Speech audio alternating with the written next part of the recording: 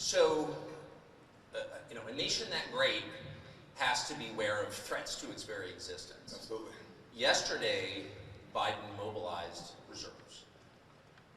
What do you think of that? And are you concerned that we're moving, as we seem to be, toward war with Russia?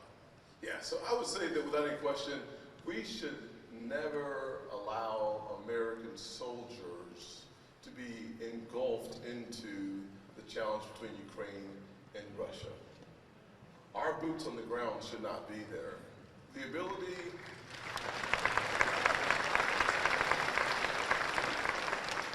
my mama wanted to preach her, so I'm going to stand up and do it some way.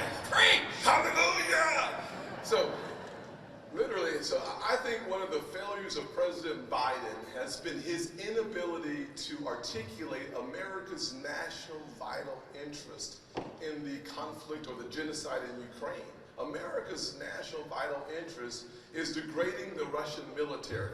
When we degrade the Russian military, we make sure that our home front is safer and that our NATO ally partners that would cause us to send soldiers over is safe. When we have the land contiguous with Ukraine safe, we keep our American soldiers at home, and our primary objective should only be to engage when America's vital national interests are being engaged in. Unfortunately, President Biden has no ability to understand and appreciate what that looks like. Wait, may I ask, so you're saying that it's in our national interest, vital national interest, to degrade the Russian military, in other words, to fight Russia with other people's soldiers? I would say it this way. If you think about the world order that we established after World War II, you think about a rules-based system. Where does a rules-based system come from?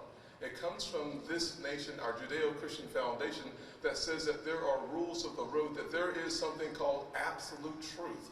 And we established that. As a part of that absolute truth, what we're trying to do is make sure that our home front remains safe.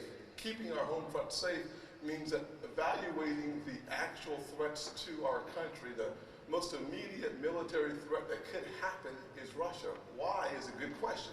You look at their 6th generation jets, you look at their hypersonic weapons, you look at their nuclear arsenal. Everything that we do that degrades the Russian military is good for America. You look at the long-term threat to our nation, it's China. The existential threat that we face long-term becomes China. You look at this rising axis of evil that we're seeing being formed. It's Russia, China, and Iran.